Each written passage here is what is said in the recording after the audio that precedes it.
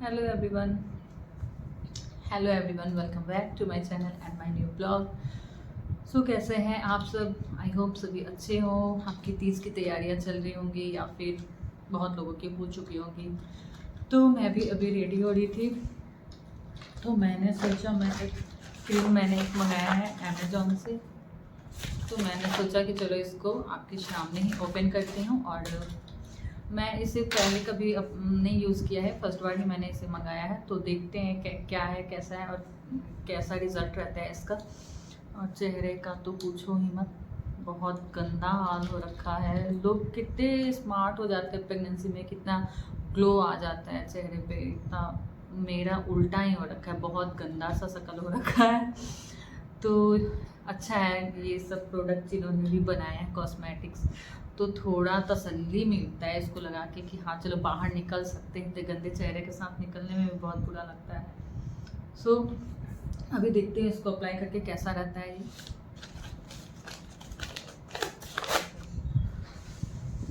तो ये मैंने मंगाया है मामाअर्थ का है glow serum foundation with vitamin C and turmeric. तो इसे मैंने इसलिए मंगाया क्योंकि इसमें सीरम भी है।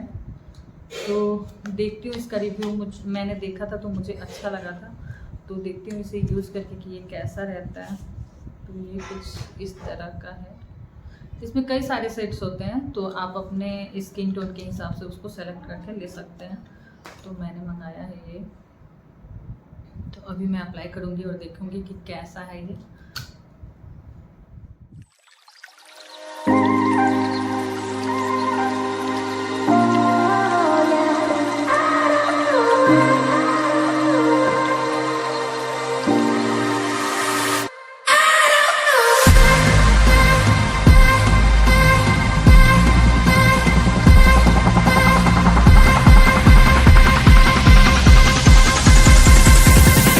अच्छे से ब्लेंड कर लिया है और ये बहुत अच्छे से मिल्स आ गया है फेस में एकदम।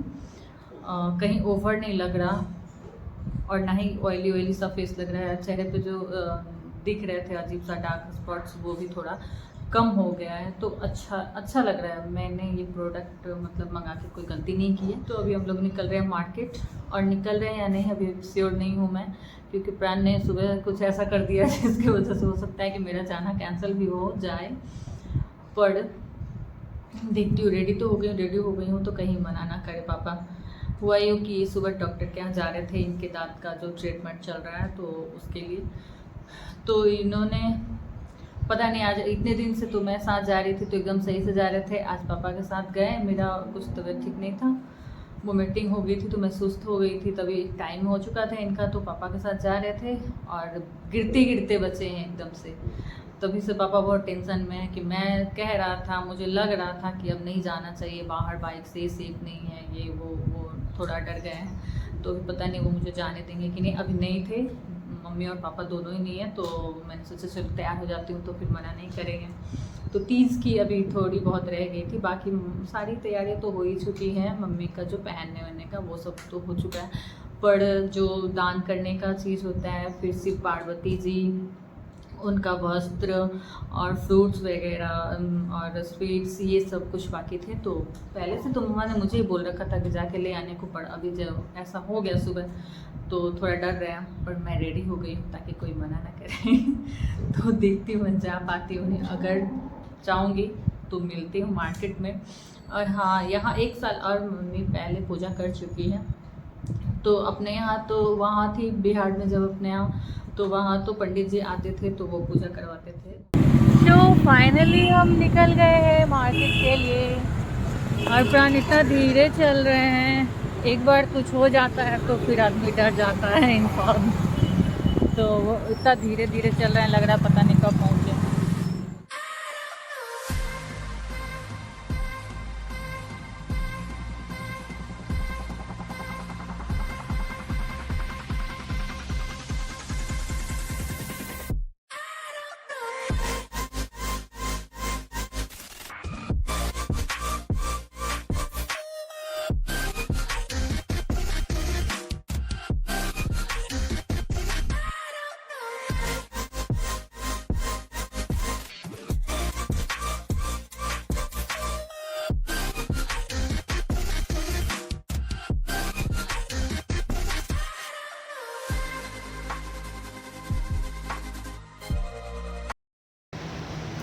शिल्पी पहन और लेती कितनी सुंदर लगती है, ऐसे रहेगी लफुआ बनल।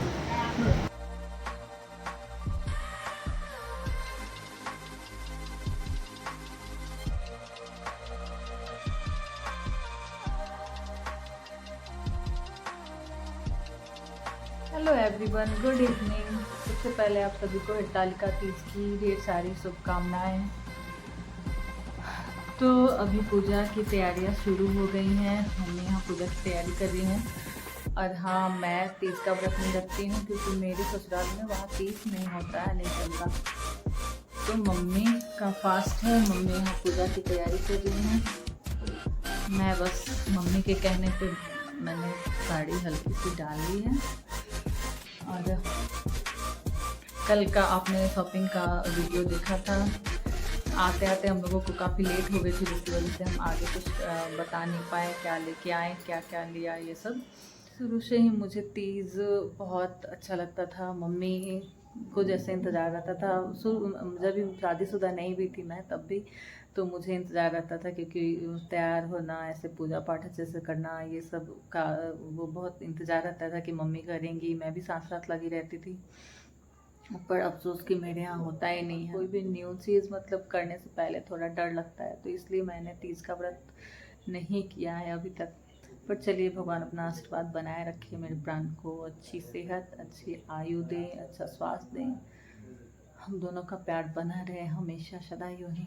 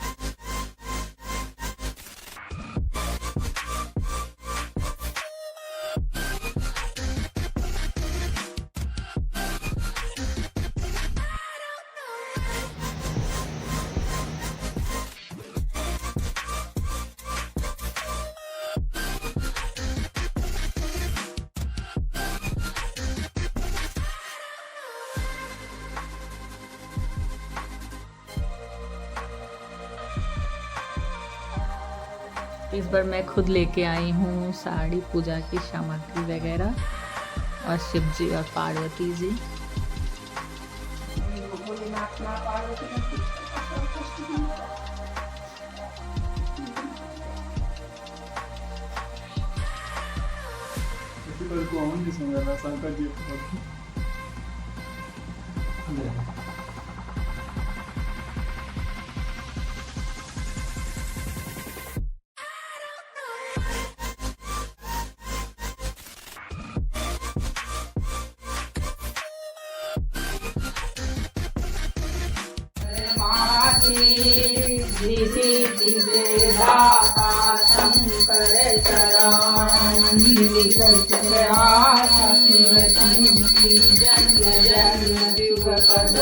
बाबू से हमरा खूब शांति दे दे,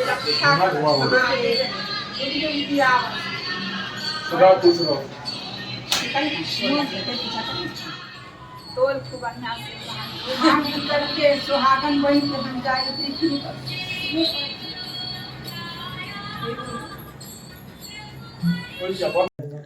तो हमारी पूजा हो गई, कुछ इस तरह से हुई है हमारी पूजा। हालांकि मम्मा फर्स्ट बार ऐसे की हैं क्योंकि वो हर बार अपने वहाँ होती थी अपने बिहार में, तो अपने तरीके से वो पंडित जी को बुला के किया करती थी। पर यहाँ जितना हो पाया है तो उतना अपने सामर्थ्य के अनुसार किया है मम्मी ने। तो आई होप आप लोगों की पूजा भी बहुत अच्छे से हुई हो, और बस शिव जी और माँ पार्वती सब पे अपनी कृपा दृष्टि बनाए रखें। सभी सुहागन को सदा सुहागन रखे, क्योंकि सुहाग और सुहागन ये सब चीज़ें हैं ना, शादी से पहले मतलब बहुत नॉर्मल चीज़ें लगती हैं या नहीं समझ में आता है इसका महत्व।